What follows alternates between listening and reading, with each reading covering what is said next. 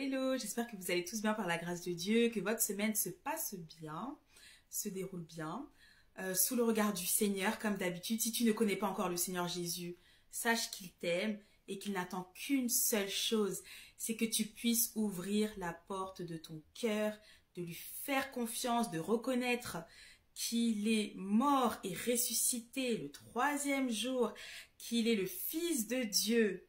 Si tu crois en cela, si tu confesses tes péchés parce qu'effectivement c'est normal, comme nous tous, nous ne le connaissions pas avant, eh bien, c'est aussi simple que ça. Tu es pardonné, Jésus-Christ devient ton Seigneur et ton Sauveur, et tu as une nouvelle identité d'enfant de Dieu. Et c'est tout ce qui compte pour l'éternel. Et ensuite, tu reçois le Saint-Esprit qui vient habiter en toi, pour commencer, parce qu'il y a d'autres dimensions. Et c'est le Saint-Esprit qui va t'enseigner beaucoup de choses, qui va te diriger auprès d'une bonne assemblée qui est faite pour toi, qui va te dire quoi faire, comment te comporter, où ne pas aller, etc. Selon aussi, c'est vrai, la mission qui est attachée à ta vie, te dira qui tu es. Et puis, ben voilà, let's go et bienvenue dans la famille de Dieu. Et il faut savoir aussi que lorsque nous donnons notre vie à Christ, il y a une joie exceptionnelle dans le ciel. Une fête rien que pour toi. Et pour nous tous, eh ben oui, on a eu une grande fête au ciel pour nous. Les anges faisaient la fête et l'Éternel aussi.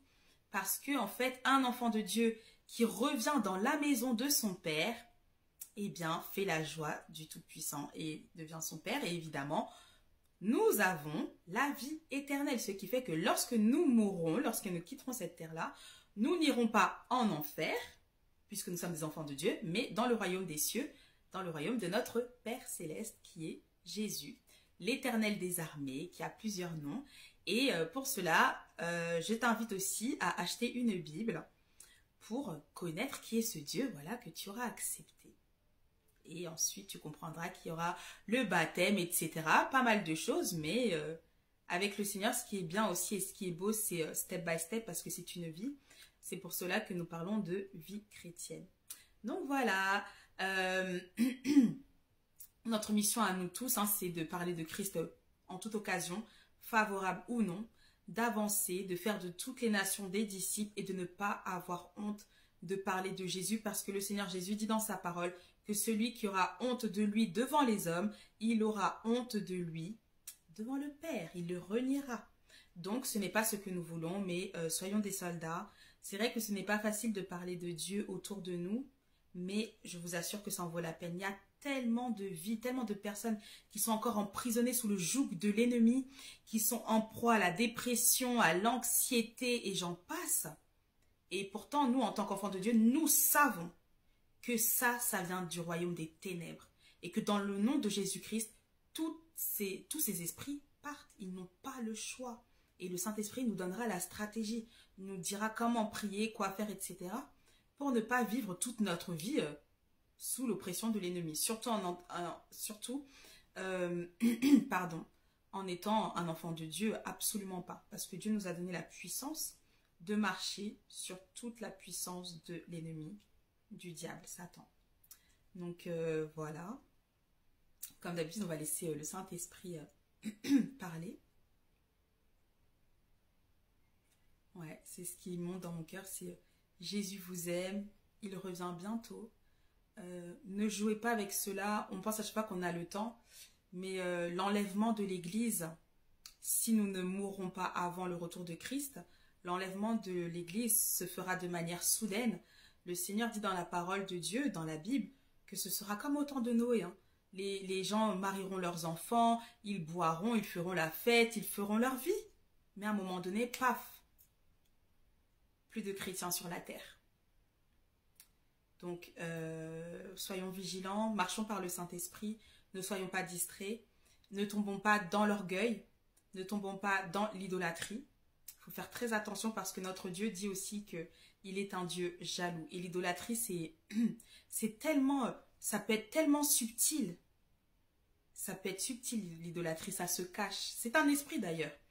Et Dieu ne peut pas marcher au milieu des idolâtres. C'est impossible.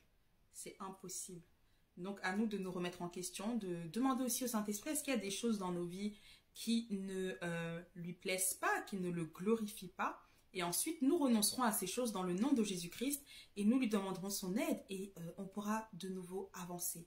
C'est très important de marcher pas avec les méchants, de s'éloigner des moqueurs, de s'éloigner du conseil des méchants. Alors, clairement, si on a un enfant de Dieu, de toute façon, on n'a pas du tout notre place dans le conseil des méchants, s'il vous plaît.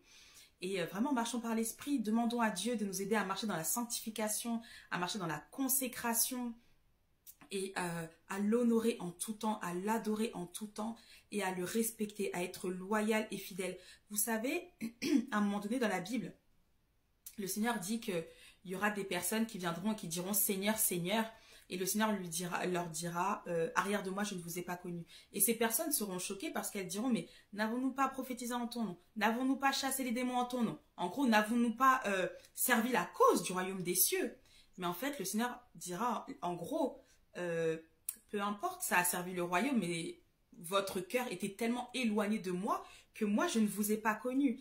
Et en fait, beaucoup commencent bien avec le Seigneur, mais ont du mal à maintenir cette relation avec eux, avec le Seigneur. Et c'est la raison pour laquelle le Saint-Esprit nous a été donné. Mais à partir du moment où on commence à se dire que nous n'avons pas besoin du Saint-Esprit, on est capable de faire ça nous-mêmes, on fait nos programmes nous-mêmes, tout ce qu'on fait, c'est sans Dieu. Alors, à un moment donné, Dieu, il fait la liste, il dit, ok, continuez. Mais moi, je connais mes enfants. Et c'est pour ça qu'on doit être vigilant, de se demander, mais est-ce que ce que je fais sert la cause d'un homme? Est-ce que ça sert le royaume? Ou pas? Parce qu'en fait, de nos jours, on fait beaucoup de choses au nom du Seigneur, mais le Seigneur n'est même pas dedans. Le Seigneur n'est pas dedans. Et si on lui demande vraiment, et si on comprend le cœur de Dieu, eh bien, parfois, on comprendra que le Seigneur est en colère. Et vous voyez un peu, donc c'est important de marcher par l'esprit pour savoir qu'est-ce qui se passe autour de nous. Est-ce qu'on est dedans? Est-ce que Dieu nous valide? Est-ce qu'il valide ce que nous faisons, ce que nous disons? Et Dieu nous parlera, parce qu'il ne va pas nous laisser seuls. Il le dit, voici, je suis avec vous tous les jours jusqu'à la fin du monde. Mais nous devons marcher par l'esprit. Par l'esprit. C'est très important. Il y a ce verset qui monte dans mon cœur, donc je le partage avec vous. C'est à un moment donné, Hérode se présente devant le peuple, et le peuple commence à dire « voix de Dieu et pas d'un homme ». À l'instant même, la Bible dit qu'un ange de Dieu a frappé Hérode et il est mort sur le coup. Pourquoi ça? C'était de l'idolâtrie. Ils ont commencé à dire que Hérode n'est plus un homme, mais qu'il est Dieu. Et l'idolâtrie, c'est ça.